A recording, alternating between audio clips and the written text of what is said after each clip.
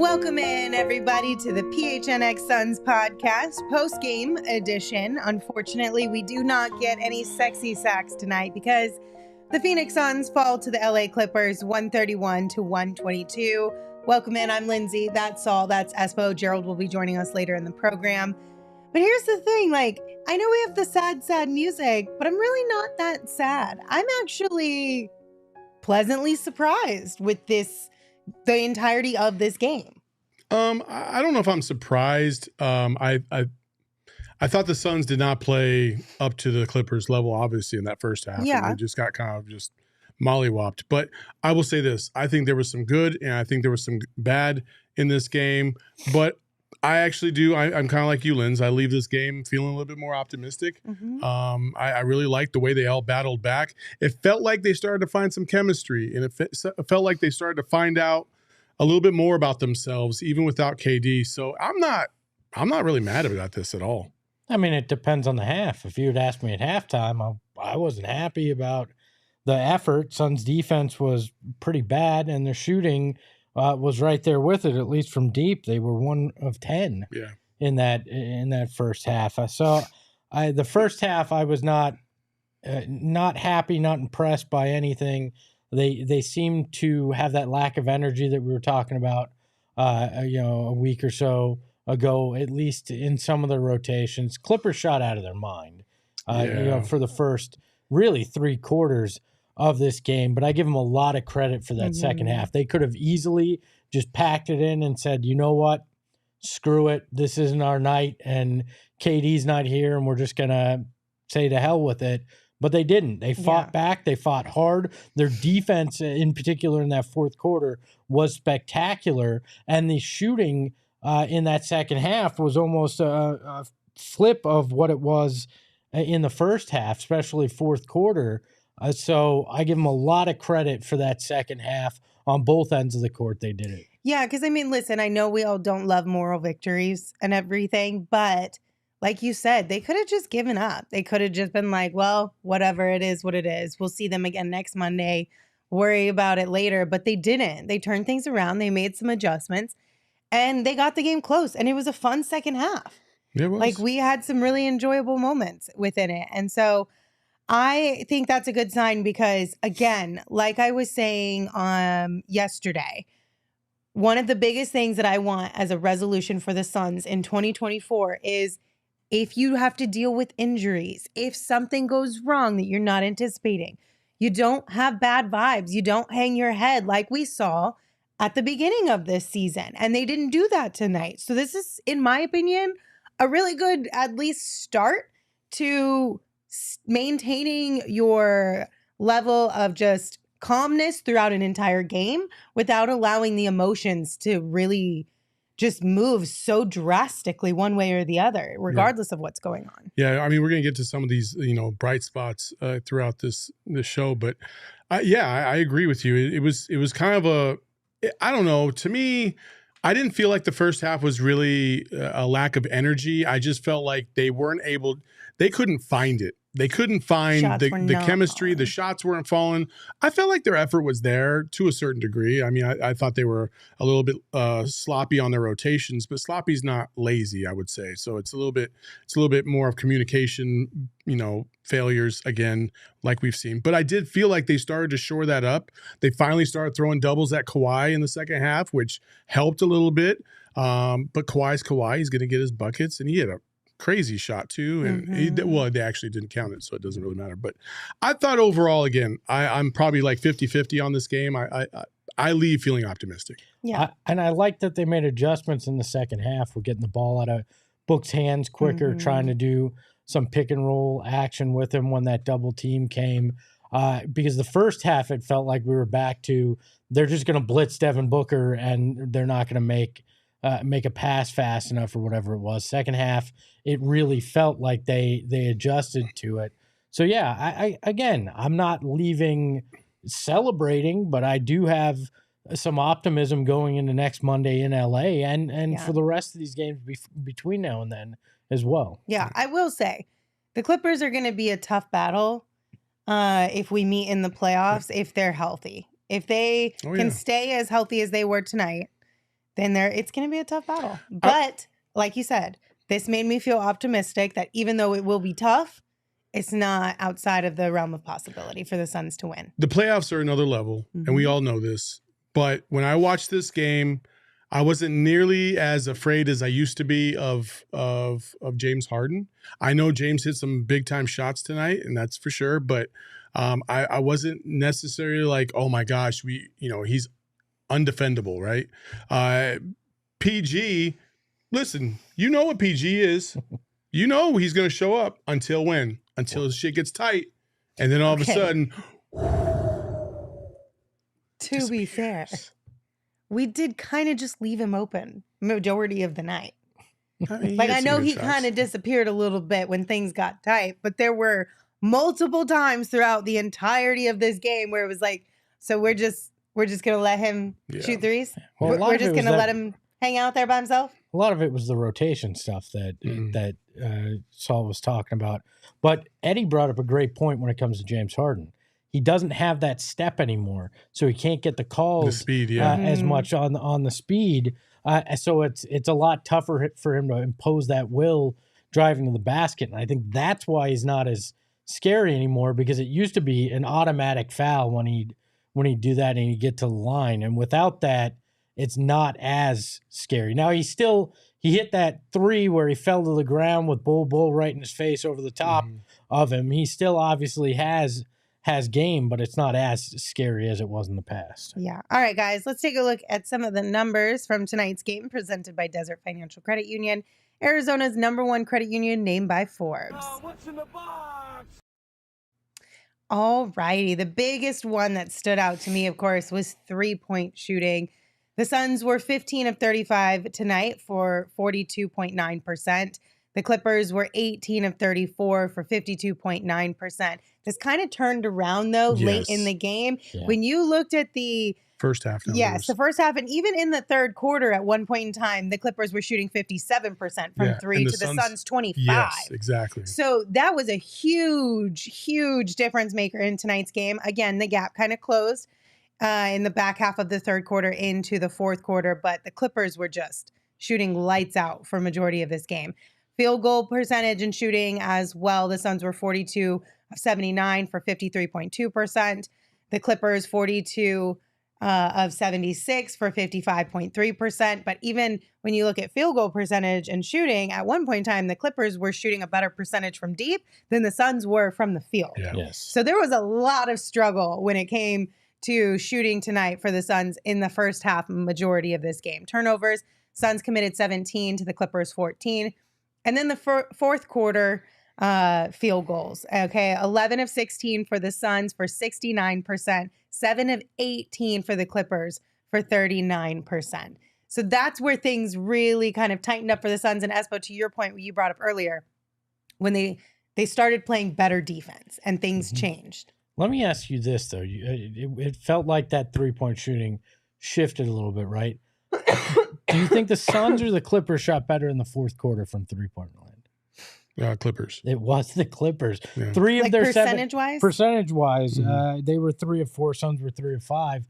So 3 of the 7 shots the Clippers hit in the fourth quarter were three-pointers, which was the backbreaker all night. They were just hitting those in clutch situations. And it makes it hard to close that gap when you can't get as many stops, which is what we saw in the third quarter. I mean, in the third quarter, the Suns scored 40 points, but they allowed the Clippers to score 37 points because they turned things on offensively, but they weren't doing enough defensively. They weren't getting stops to be able to really close that gap and make up some ground. And that was the biggest struggle tonight. If they had been able to clamp down a little bit more defensively, in that third quarter, we would be talking about a different game here as far as win-loss goes. I agree. Like, it was a struggle at the beginning of the game. It just felt like the Clippers were just on one, and they were not going to miss. It felt like, man, it didn't feel like they missed a three until like midway through the third quarter. Mm-hmm. And I was just like, man, these guys are just on fire.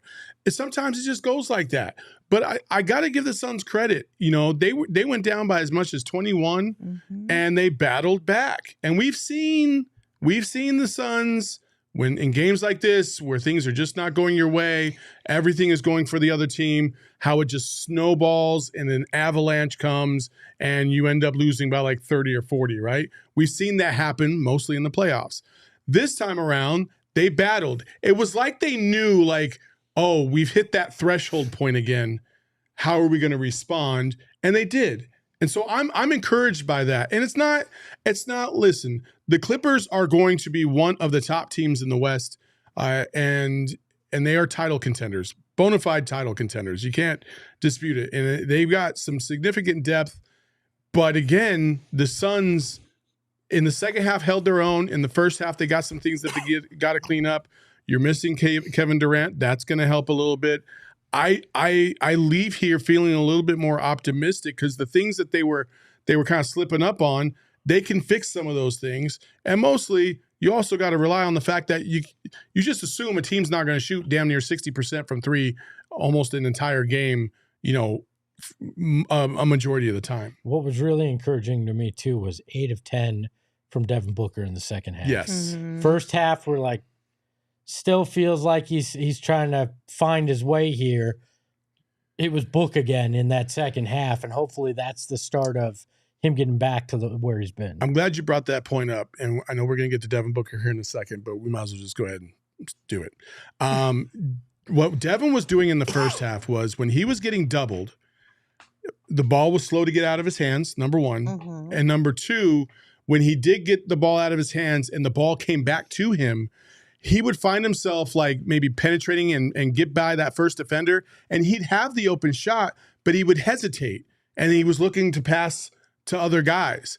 And it's a little bit different than when CP3 was just kind of like, you know, CP3, you could tell he was just kind of assessing the defense and he was trying to get other guys involved.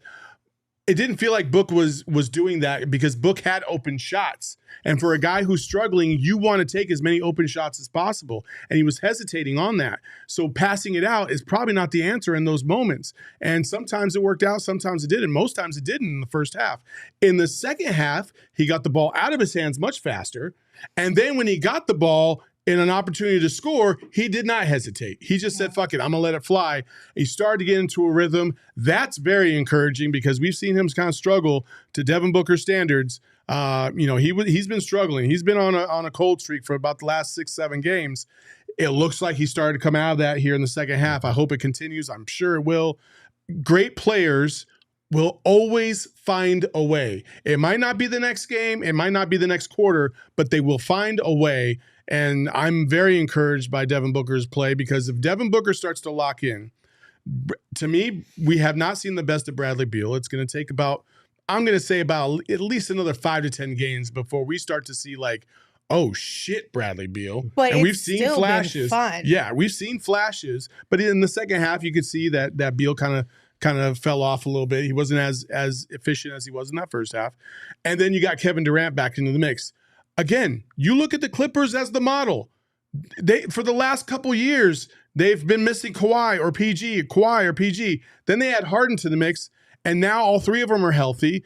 And that team, at least a majority of that team, has been together for a little bit. So they have a little bit more of connectivity, and chemistry.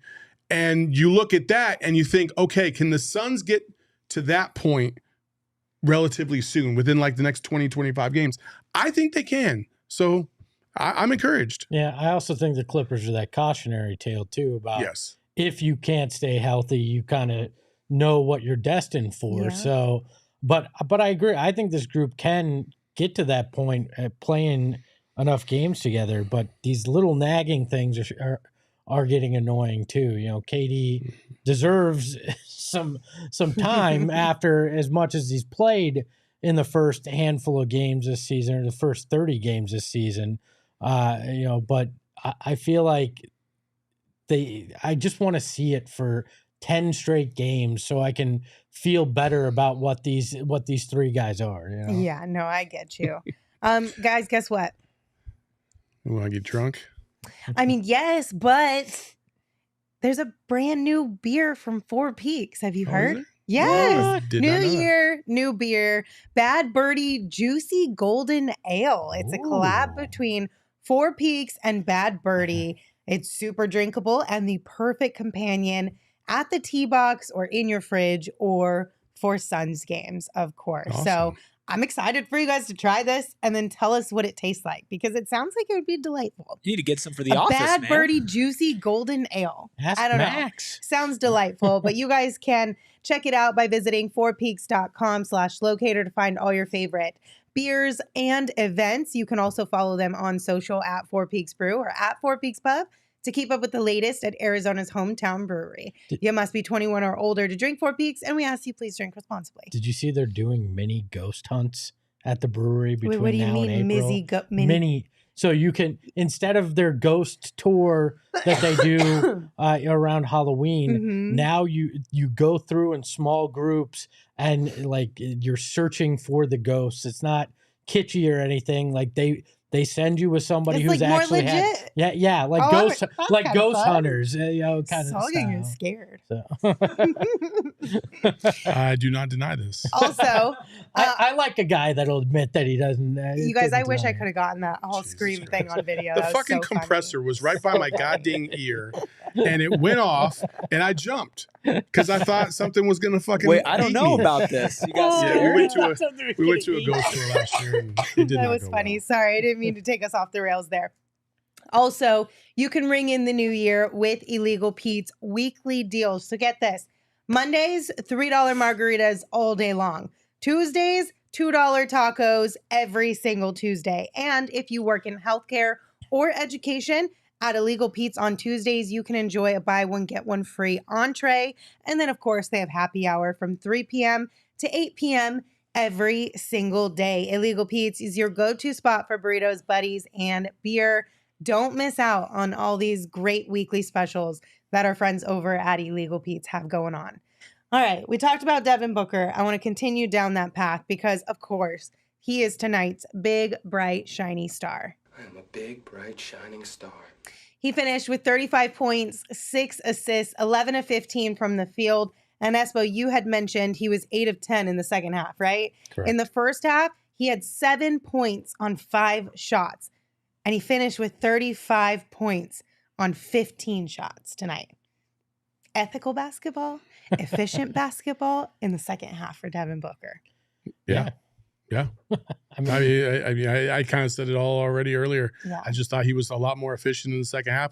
He was more assertive. He played with purpose. I always talk about playing with purpose. You have to play with purpose out there, whether it's on offense, defense, moving the ball, setting screens, knowing what you were going to do. And Devin looked like he finally was able to tell where he was going to be able to get his spots. He didn't hesitate, and he played with purpose. And then that second half was huge, and it kept the Suns relatively in the game. I know they weren't like, super close, but it could have been a far worse if Devin doesn't do what he does.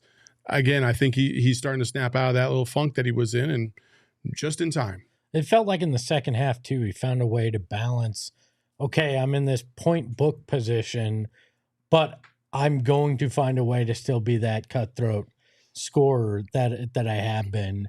And that's a balance he's going to have to figure out how to strike the rest of the year unless they make some kind of move to alleviate him being the primary ball handler.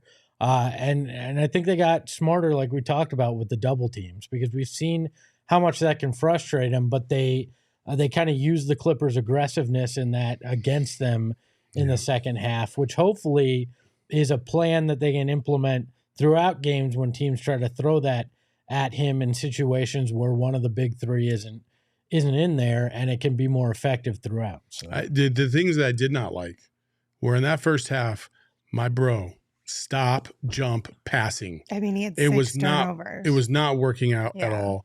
6 turnovers, as you said. Like, again, if you're going to be the primary ball handler most of the time, you've got to take better care of the ball. Like, those 6 turnovers were crucial. And you just, You can't do that. And it's sometimes he loses. It's like he doesn't in the first half. It's like he doesn't think that the team is going to send doubles in the first half. And then when it happens, he's kind of surprised, like, damn, y'all already doubling right now? Even with Bradley Beal on the court. But until Bradley starts going ape shit, it's never going to stop because Book is the primary. He's the heart of the Suns. You take out the heart, the team's going to die. And that's what every team has been trying to do basically all season long. And a lot of teams have been effective at it. So when they don't have the big three out there, that's what's going to happen. Book's got to adjust better earlier on and expect that to happen from the tip.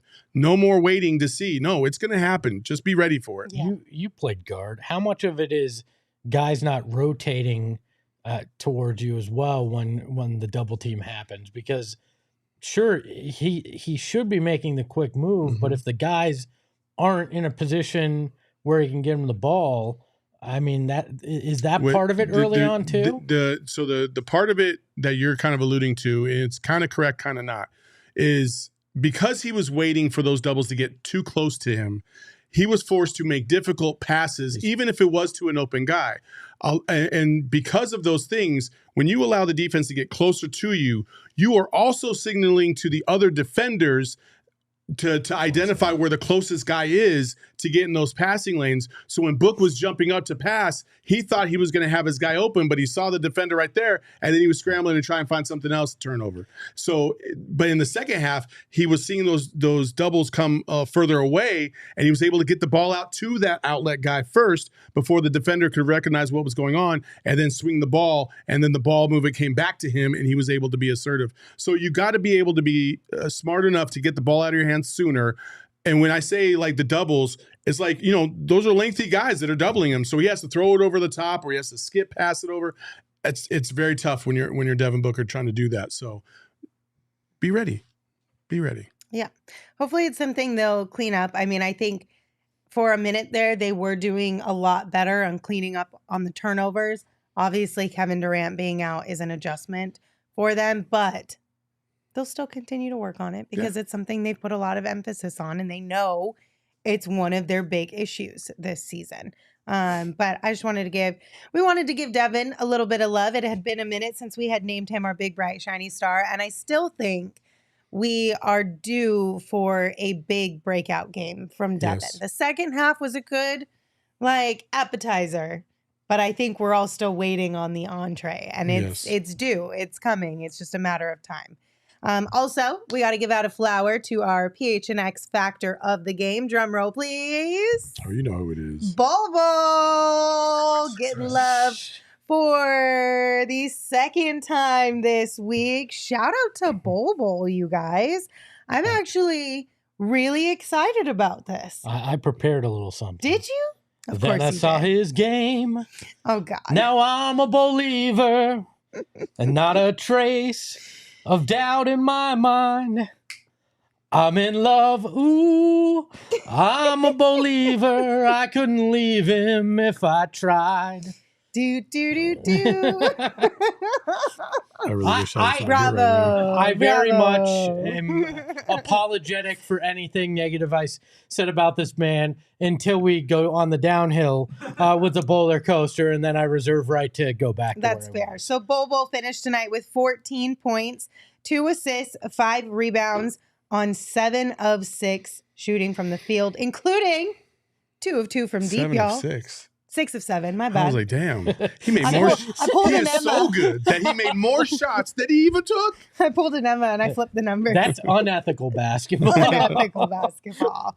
I'm just really excited for Bol Bol. I think it's something that a lot of people were hoping for at the beginning of the season. I mean, you guys have been telling us since day one in the chat that you want to see some Bol Bol. You want to see the opportunity.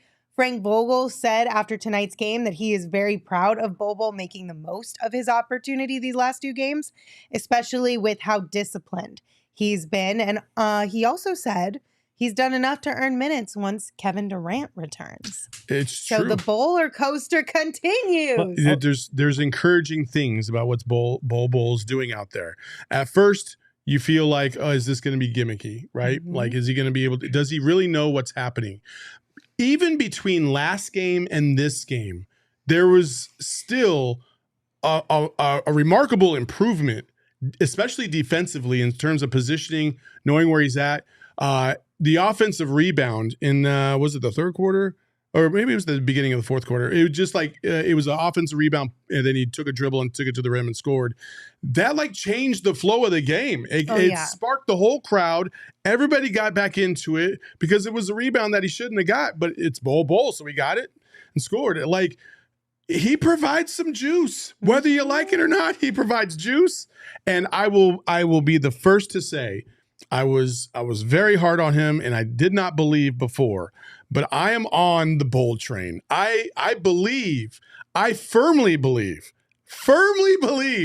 that Bol Bol can contribute to this team in a viable way moving forward. He's got something there. The shot from the perimeter, I mean, what was he, 3 of 3? 2 of 2. From 3. Like, and he should have shot more. He had other opportunities, and he didn't.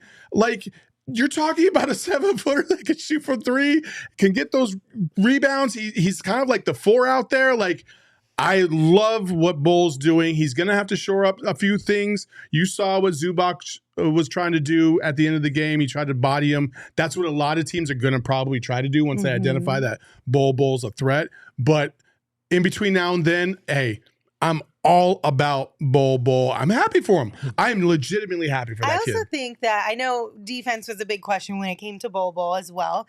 Tonight, we saw a little bit more effort, at least from Bol Bol. So that's a good sign, too. And I think, as I mentioned about Frank Vogel, the key here is him staying disciplined enough to make this a sustainable thing, right? Because that's the thing that I was worried about yesterday, that I wasn't sure. I was hesitant to dive all the way in because I wasn't sure how sustainable this could be against bigger teams like the Clippers. Well, he said, okay, fine, I'll show you.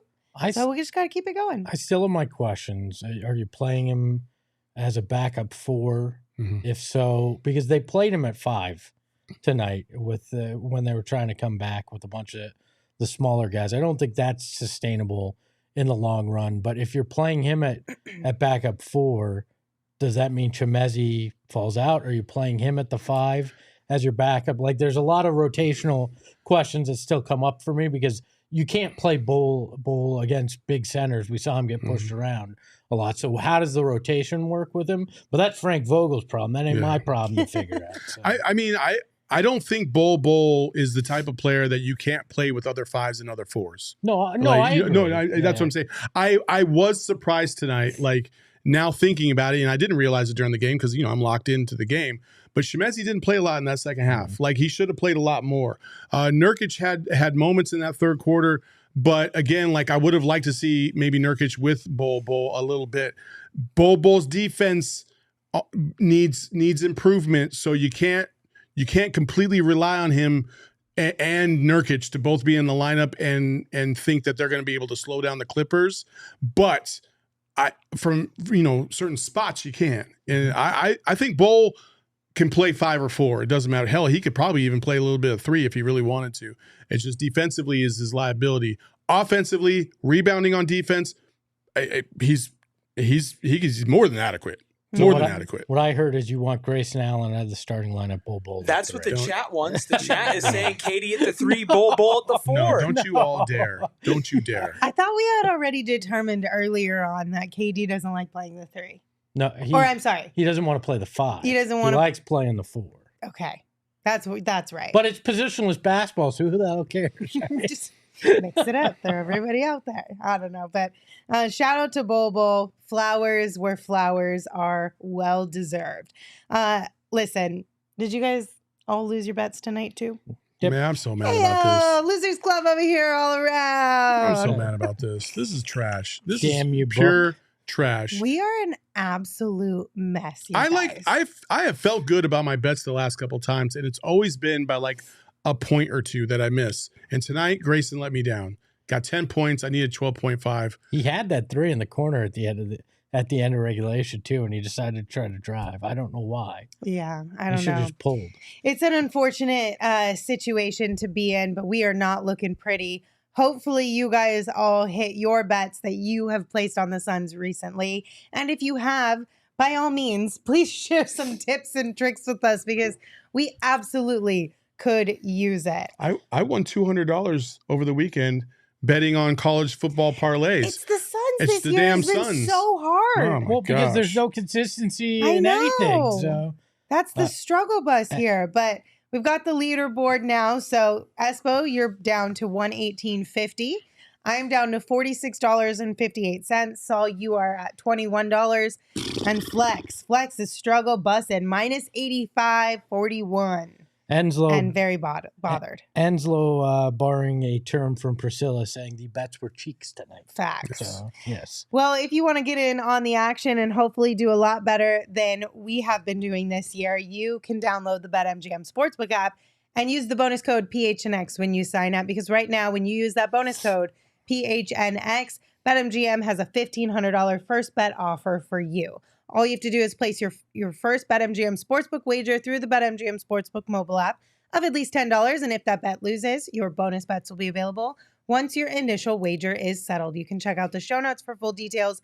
And now you can listen to Shane talk about the disclaimer. Gambling problem? Call 1-800-GAMBLER. Colorado, D.C., Illinois, Indiana, Kansas, Louisiana, Maryland, Mississippi, New Jersey, Nevada, Ohio, Pennsylvania, Tennessee, Virginia, West Virginia, Wyoming. Call 877-8-HOPE-NY or text HOPE-NY 467-369 New York. Call 1-800-327-5050 Massachusetts. 21 plus to wager. Please gamble responsibly. Call 1-800-NEXT-STEP Arizona. 1-800-BETS-OFF Iowa. 1-800-270-7117 for confidential help Michigan. 1-800-981-0023 Puerto Rico in partnership with Kansas Crossing Casino and Hotel. Visit BetMGM.com for terms and conditions. U.S. promotional offers not available in D.C., New York, or Ontario. Suck it, Ontario. And of course, if you have not yet checked out our friends over at OG's Brands, what are you even doing? What are you even doing, you guys? These are cannabis-infused gummies, the best ones you can get your hands on because they have something for every single occasion. They also have something for every taste bud you got. All kinds of delightful flavors and varieties.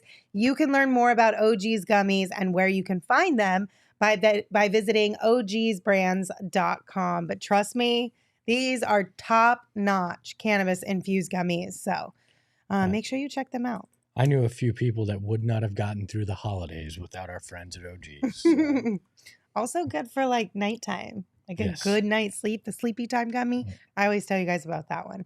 All right, we have a bonus PHNX factor of tonight. Oh, wait. Austin actually talked about it. There it is.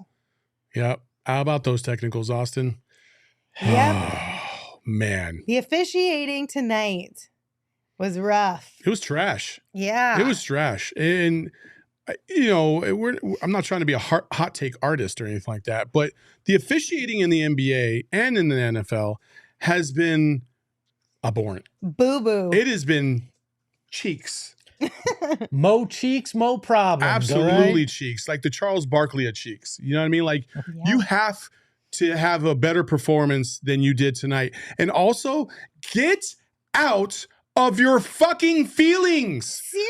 These are professional athletes. Even Eddie was talking about like what happened to warnings. You know, like the way it was explained to me when I was a referee in Colorado was especially when you get to the higher levels in high school and in college, right? These guys are under a tremendous amount of stress, like to play this game because jobs are on the line, you know, championships are on the line, like, and just the way you prepare for these games, like it might feel like it's a game to us, but like there's pressure on these players, right? Mm-hmm. So if they let loose one time, hey, just play, hey, knock that shit off, Devin. Okay. You gave him a warning, and Devin's like, you know, he vents a little bit, gets it out of his system. Okay, cool. We move on. But no, these rabbit ear fucks just want to sit there and freaking cry about every little thing, tee up half the damn stadium for no damn reason. Like, seriously, there was no reason to tee up Bradley Beal. There was no reason to tee up Book. What, because you're in your feelings because you made a bad call? And you did make bad calls. You made two of them that cost the Suns 2 timeouts, or 1 timeout, actually. Yeah. And they had to challenge so they can get the ball back both times.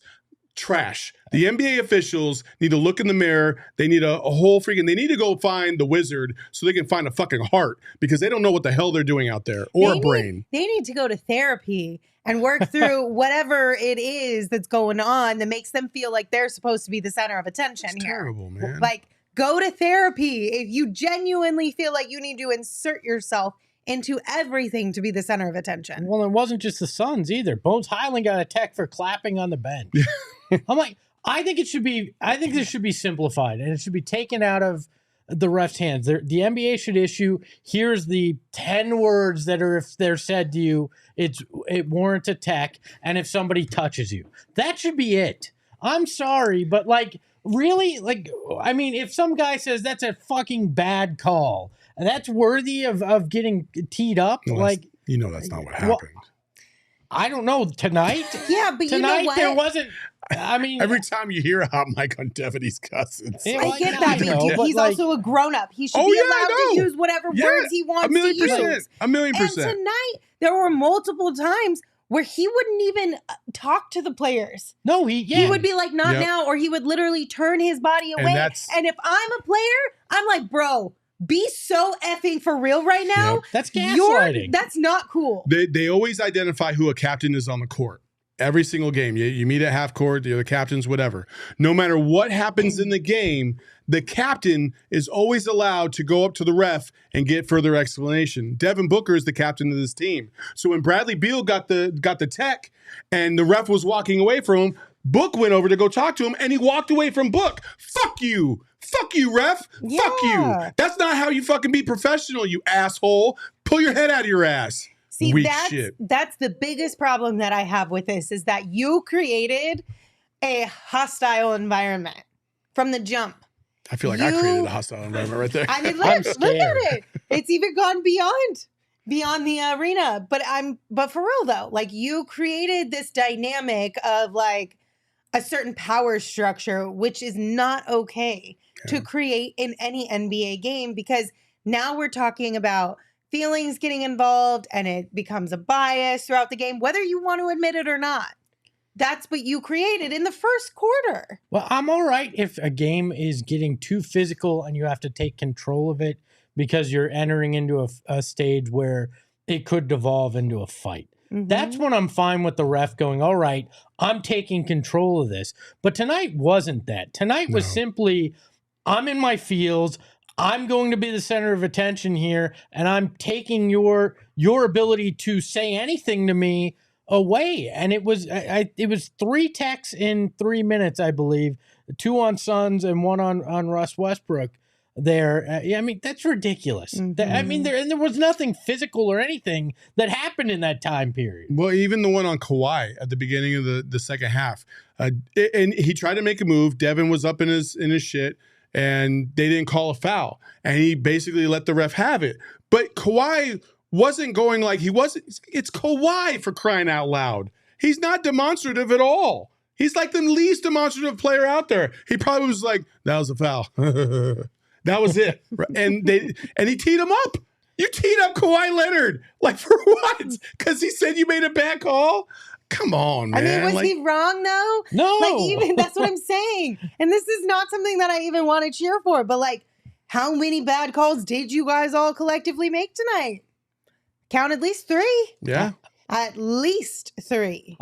I'm sorry. Give me a 48-minute report at this point. I want to hear everything that they got wrong. I want the league to review every last call and give me the full report to just show how bad this is. Yeah. Because we know of 2 directly that were incorrect because the Suns challenged it to make it happen. And you know there's multiple others. And I'm not expecting perfection out of the refs, but I'm expecting a level of decorum and a level of control of themselves in this, where they're not exacerbating it by causing these technicals, by making it, like to Lindsay's point, a more hostile environment out there just to simply get things done. And in a case where they're not great at their jobs in general. Yeah. So now you're making it worse when you are getting some of these calls wrong. What it is these refs and these newer refs get in here, and instead of explaining firmly what they saw and why they made the call, they are deciding to just be like, I made the call, you got to deal with it, I'm better than you, get out of my face. And that's bullshit. The best refs would always explain to you, hell, they might sit there and argue with you for a little bit like, no, Devin, you grabbed his arm and that's a foul. There is no freaking gray area here. That's it. And then Devin's like, all right, and he just lets it go and he moves on, right? And if he keeps going, Devin, keep going, and I'm going to tee you up. And then Devin has it in his hands whether or not he wants to get a tech or not. Right. But this is what's happening is like, hey, I didn't fucking foul him, T. What? These officials are literally the because I said so brand of officials. Yeah. And I'm like, bro, that literally doesn't work that way. Well, I mean, them's not the rules. Well, and Eddie made the point, if these guys were officiating in the 80s, I mean, I hate to say it like this, but it really is the dumbing down of the game in some ways. The less, I hate the word wussification, but it's like there's no physicality anymore. The refs can't take anybody talking to them. Like there's no ability to do any of that stuff that was such a major part of the game. The NBA, I think, has shifted that pendulum way too far to the other side after the Malice in the Palace for good reason. They obviously don't want that to ever happen again, but I feel like it's swung so far that now you can't even have that discussion with the ref without getting teed up. Mental morons, man. Absolutely. You know who's not morons, though? That was a bad transition, but Gerald? I was struggling. Oh, no. I mean, Gerald is definitely. He's a moron? No, I said no. I meant like Gerald isn't. No, she said I'm who is sorry. not a moron. Yes, who is She not. said Who Gerald's is not? a Right, moron. Gerald Okay. is not. I was like, damn, No. Gerald taking strays out here. No, I'm trying. Anyway, if you're looking for something fun to do this weekend, check out our friends over at Gila River Resorts and Casinos. They have an unprecedented level of entertainment and excitement that you will not find anywhere else in the desert. We are talking 15 blackjack tables and live table games, over 800 slot machines, and Arizona's largest casino sportsbook. You do you at Gila River Resorts and Casinos. Visit playatgila.com for more details. All right, we do have a clip for you guys. This one is from, Frank Vogel and Devin Booker on Book's first half compared to his second half. Was Booker just looking to get other guys involved in the first half, or was he just not being aggressive as he needed? You watched the first half? Yeah. You think he was getting double teamed every time he touched it? He wasn't. That's why I'm asking. Could he have gotten off the ball and been able to get shots that way? I mean, they got two guys trapping him literally every time he came off anything. So he's making the right play. Yeah, first three possessions, I got a few good looks and made them all. And I ran by their bench, and T. Lou said, not again. I mean, I'm still looking for, ways to be aggressive, but, I'm past that phase in my career of, forcing bad shots, especially when, I trust everybody that's out there with me. What changed differently in the second half for him, you think? Yeah, I think, well, it wasn't so much for him. It's just, I think, we spaced better around the double teams. We made some spacing adjustments at halftime, and we mixed up some of the action. So we're getting him in different type of action. There wasn't always the same double team that he was facing in the first half, but I thought we did both of those areas better in the second half. Yeah, so getting real candid there about the situation at hand. And I feel like it's pretty much in line with all of our feelings and thoughts about this. Again, he adjusted in the second half. Mhm. It was much better basketball for him, and he's getting into a groove. I hope it continues. I hope he learns from each and every opportunity he gets. He's going to learn from it. You just hope that he learns enough that by the time you get to the end of the season, you don't have to deal with some of these, these growing pains that we've had to experience here of late. So, also, here's a fun fact. Espo, tell him how many technicals in the career of Kawhi Leonard he has. Okay, so the last I could find was from about 4 years ago. He had 2 technical fouls in his entire career up to that point. He ain't exactly a Rasheed Wallace, if you will. No. Got teed up for saying he fouled me. Yeah. it's Excuse me, sir. I Kawhi believe Devin Leonard. Booker touched me. Like, it's Kawhi. What are we even talking about here? Come on, my goodness. guy. But, I mean, they did talk about how they switched up the actions in the second half to try to help Book. But I don't think he's going to face a tougher double team than you get with the Clippers. Like that is a pretty difficult in terms of length, in terms of quality defenders as he got tonight, and they figured it out with them. So hopefully it leads to success. Yeah. All right, guys, it's time. In the darkness, beyond the light, there shall only be one. Welcome, Welcoming in now the 5th member of our PHNX squad, Gerald Bourguet. What up, stupid?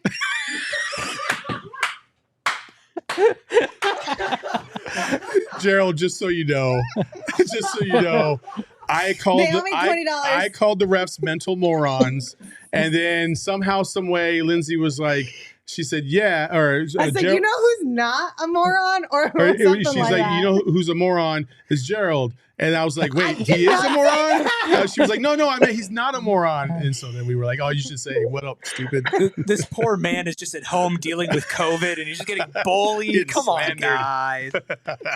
What up, Sicky? Oh, man. You sound like my fiance. She's just about had enough of me taking up my half of the house with this infection, this COVID. Like, so get out.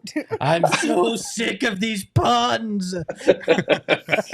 I mean, that's really why I did it, because mostly all night on Twitter, I'm just like, Gerald, you're killing us.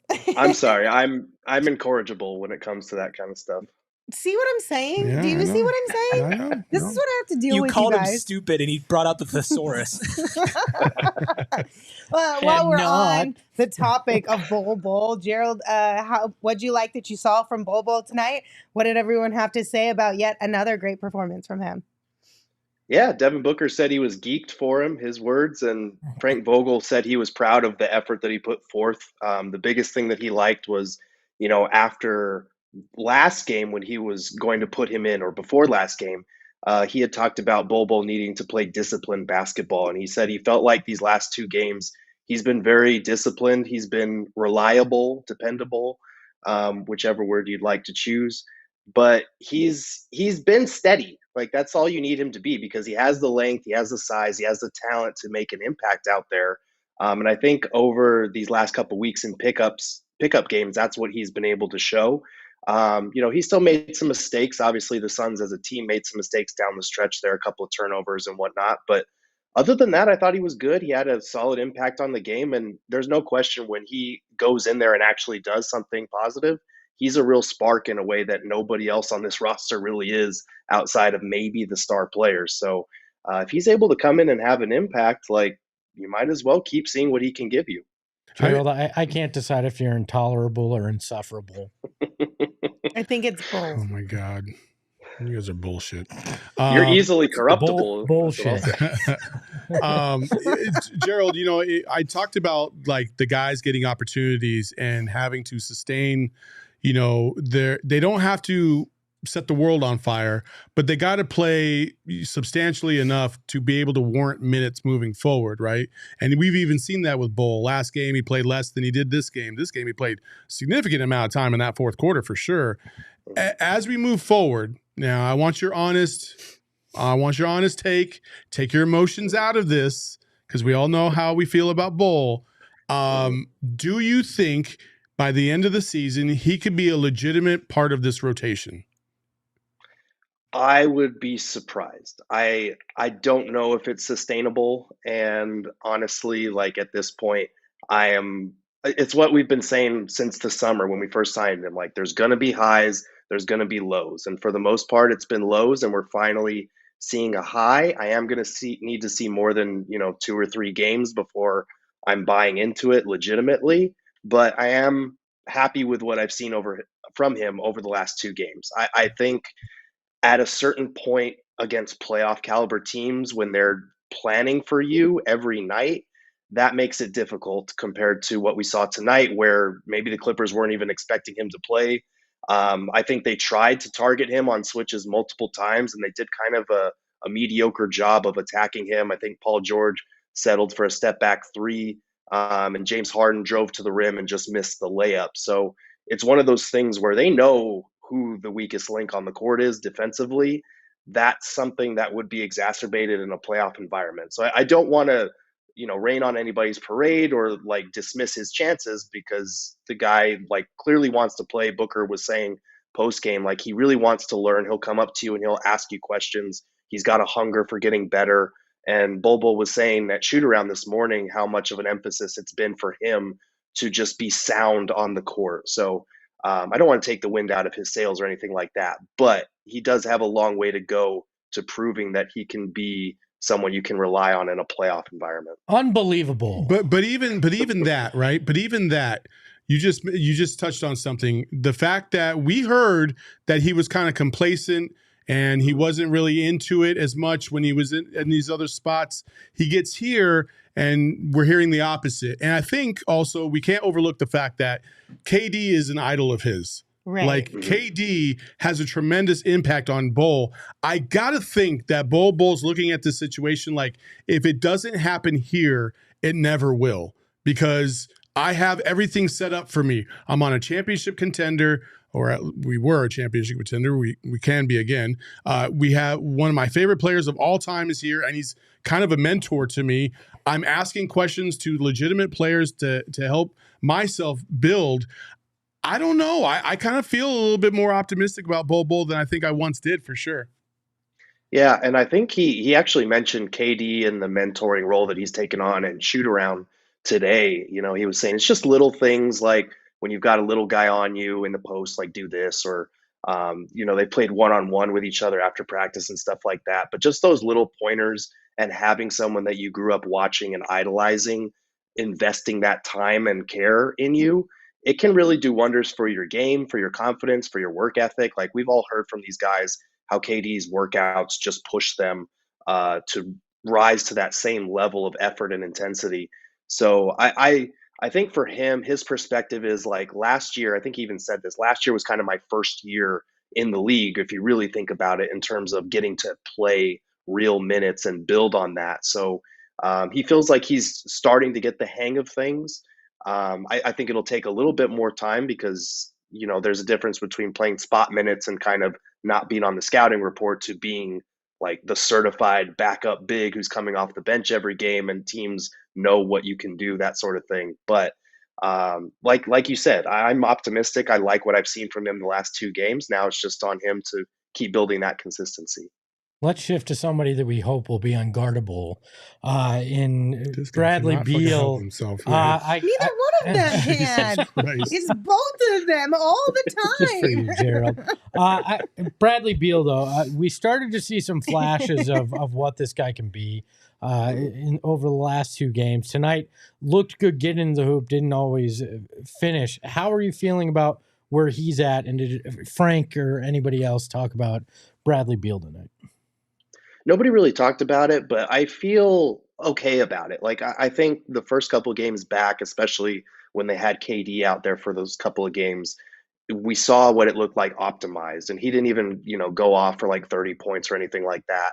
But I think tonight was just one of those rough shooting nights. And let's be honest, like the Clippers are a tough matchup on both ends for this team and for any team, because they've got the wing defenders with Paul George and Kawhi Leonard. They've got even James Harden is strong enough to keep people out of the paint if you're not quick enough to blow by him on the first dribble. Like they switch a lot. Like they've got a very switchable team outside of Zubac. So they're a tough matchup. I think Beal did a good job of getting into the lane. He had a couple of those like hop steps where he tried to finish under the rim and couldn't get those to fall. Zubac did a good job contesting. And I love the rim pressure component that he brings to the table for this team. It's badly needed, especially if Booker is operating more with the ball in his hands, because odds are he's going to see double teams. He's going to have a hard time getting to the rim the same way that Beal can, attacking those closeouts. So I like what I've seen from him so far. I just think tonight was kind of one of those nights, like you get there, your first couple games back, you're juiced to be there. And then it's about finding that consistency again and being able to do it night in and night out, and not just kind of, ride that adrenaline and good vibes and whatnot. Yeah, absolutely. Gerald, anything else that stood out to you from players and coach tonight? No, not really. I know a lot of people are down on Book right now, and he had a rough first half. And, you can say a lot of his production came when the game was basically already out of reach. But, Vogel was saying that he was proud of this group's resilience. And, as much as he didn't like their defensive disposition to start the game, letting Paul George get loose a couple of times, he did say it's a good attribute for this group to have, to not quit on a game when they were down, 20 plus. And I think Book especially, let's face it, he's been having to adjust to this full-time offensive initiation role. There are going to be some nights where it's difficult and it takes him some time to figure out what defenses are throwing, but it's also on the Suns, like Vogel said, to figure out the spacing around him when he does get hit with those constant doubles, because they've got to be able to make opponents pay, especially on a night like tonight where KD isn't out there and you don't have another weapon to turn to. Hey, Gerald, can I give you one bold prediction? Sure. I think the Suns beat the Clippers on Monday, and Bol Bol plays a role in it. It's conceivable. I wouldn't be mad at that. You can get that? I did. I was just going to try and brush past it. Oh, Jesus. I was just going to try and pretend like it didn't happen. Between the chat, Espo, and Gerald, guys. I think we had a triple-double on puns tonight. I'm so done. Yeah, basically. Bye, Gerald. See you later. Bye, guys. Everybody, make sure you give Gerald a follow on social at Gerald Bourguet. And, of course, make sure you read all of his amazing writing over at gophnx.com. Okay. Can I address the Book thing? Sure. Like I tweeted, Devin Booker's just going through it right now with a sad face emoji, right? Yes. But I feel like that's about the peak people should be going to. Like, I just, again, like, I understand we're emotional and people like invest a lot in this team and they want to see their favorite players play at a high level, but players go through rough patches all the time. Mm-hmm. We've talked about it before. Kobe's gone through rough patches. Jordan has gone through rough patches. Everybody's gone through rough patches. Devin Booker is not going to be any different than those guys, as much as you want him to be. So chill. We've heard everything from trade Bradley Beal to trade Devin Booker to trade back KD and get Mikal and Cam back, as if the Nets would just be like, okay, and just like fire Frank Vogel and all this other stuff. Like, tonight is the first game in quite a while where I've actually started to see the picture. And for me, that's why I don't buy into some things until I see it. And this whole season, I hadn't really seen too much that told me there's a light at the end of the tunnel, because I couldn't see it at all. I couldn't see the way they were playing, the way they were moving the ball, the defensive rotations. I couldn't see it. Tonight, in the fight back and the resiliency that this team showed, and really the connectivity in terms of just emotional basketball, that was very, very encouraging. And I can see where they're going now. I think you're wrong. I think it can get just no. I don't want to hear it anymore. It's not a pun. Okay. I just think we need to the headband movement. I think is allowable. Oh yes, when he's playing poorly, to say get rid of it. See, I knew he was going to say some shit like but that. Seriously, everybody. I think that's one thing we can all come together on is the headband should go. Yes. I think the thing is, I keep waiting for you to say there's no pun here. I just want the headband to go away. I think the thing is it was too much change too fast for all of us, right? You bring in all these new faces that we don't know, we don't love them yet. You change your shoes, you put on a headband, you start wearing a cutoff undershirt. Like, what is this life? What alternate reality did we jump into? It's too much all at once. I don't think we could handle it. If it had slow rolled out, maybe it wouldn't have been as bad. But like, it was just too much all at once. I know somebody out there has done the stats on headband Book. I've never been a fan of headband Book. I don't like it. I don't think it's a thing. Like, just burn the headband. No more headband. You don't need it. It's funny because Larry says the cutoff needs to be burned. He didn't wear it tonight, but I actually don't like it. Of all of the changes, I think that one's probably the one that I like. I hate the cutoff shirt. I don't mind it. It's so like 1990s, and I grew up in the 90s. That's why you hate it. I didn't wear the cutoff shirt. Everybody loves it because it's vintage now. You have made like $500 million in your career. and you look like you cut your sleeves off your shirt. I thought you were talking about Lindsay. No, she did. Lindsay's made over $500 million in her career. Why are you we know here how right much now? those Emmys are worth if you melt them down? A lot. Good thought. They're gonna lot. make some jewelry out of them. All right, let's look at some super chats here. Okay, we got one from Travis. Thank you, Travis. They said, tough, pushing the pace is leading to too many turnovers. Not pushing it is leading to turnovers on the double team. 2 20-point first quarters in a row. Bol for 3-point contest? Yes. Oh, God, that'd be amazing. That would be fun. Yes. I would actually love that. I'll read the next one. Trevor Bourguet said, great effort, but needed that in the first half to keep pace. Book finally showed up. Beal disappeared in the end. Bol has worked himself into the rotation. Yes, yes, and yes. Yeah, 100%. Psycho Blue sent us one. Thank you, Psycho Blue. They said, Basketball Cthulhu is pleased with the Suns' tenacity, but he has to put up with basketball, I don't know what that is. Leviathans? Nonsense in the abyss. He's the Clippers god. Oh, I see. Okay. I'm glad. See, Psycho Blue. This is why we love you, because you always explain the things to us. We appreciate it. I can do the next one. Tim from Phoenix says, I loved seeing the fight in the second half, even on defense, despite the Clippers shooting. Can we talk about the refs, though? Especially that one ref. I think Saul did that for all of us. More than enough. So. Yeah. But you're not wrong, Tim from Phoenix. 100%. Alex sent us one. Thank you, Alec. They said, whereas the Suns have let things spiral in the past, like Gerald says, kind of since Mavs Game 7, tonight they really did a good job of avoiding that. They did. You got to give them credit for that. Yes. If you're going to dog them out for just falling apart in those games, that Game 6 against the Nuggets and Game 7 against the Mavs, you got to give them credit for staying with it, just attacking and attacking and attacking. At some point, you're going to break through, and they started to. They just didn't have enough time. Yeah, so. polar opposite of the fourth quarters we saw earlier. Yeah, I think that's going to be one of the biggest keys for this team because, listen, like ups and downs on the injury side of things are inevitable in sports, right? You can't avoid them. But what you can avoid is how you react to them, what your emotions are towards games, having to deal with them. And we've been saying this from the jump, even with one of our big three out, that we still have two really freaking good basketball players on the court. We should be able to win games. Absolutely. Marstradamus, I'm going to read the next three real quick. Okay. Marstradamus said, J.O. and KBD should be on the bench. Bol and Azu play. I thought J.O. had a pretty good night tonight. He should have shot that one ball in the corner. He took the charge. That was detrimental. KBD was rough tonight. He should have shot the ball a little bit more in those corners as well. Go To Tech Reviews said, hey, Saul, Metu listened and did the two-handed dunk. He did. We did each other. Yes, we did. And then Leo Barrentos, maybe my favorite super chat, says, hey, Lindsay, super random, but my little sister really wanted me to let you know that today's the 4-year anniversary of when Kelly Oubre hit your mic with a head bop, LOL. That's right, Leo. Kelly hit my mic.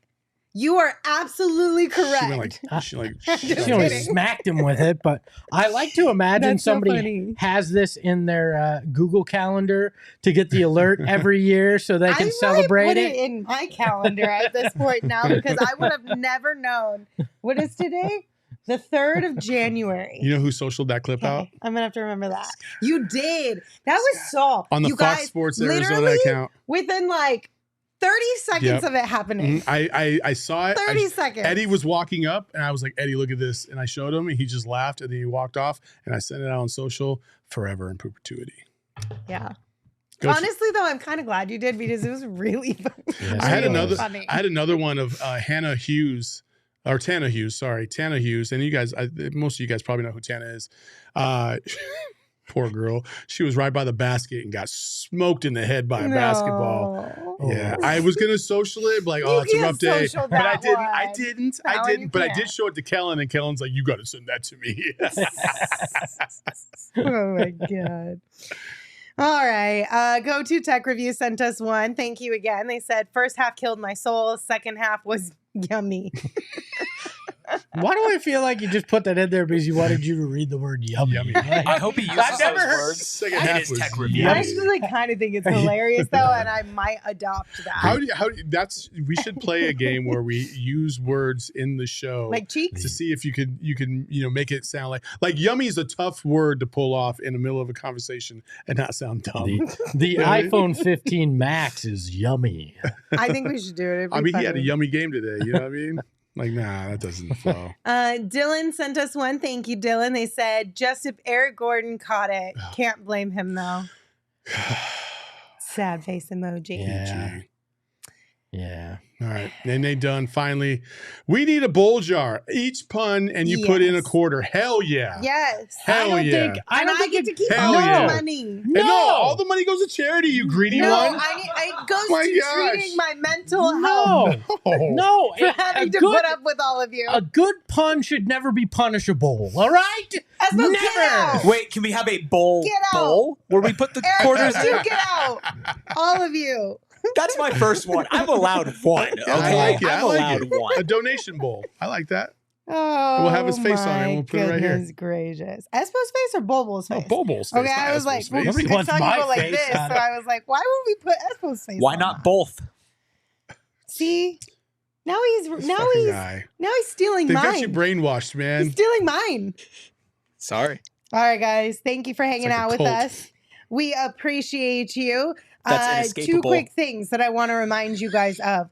One, we're having a watch party a watch along this Friday when the Suns take on the Heat, which means we'll do our pregame show like normal.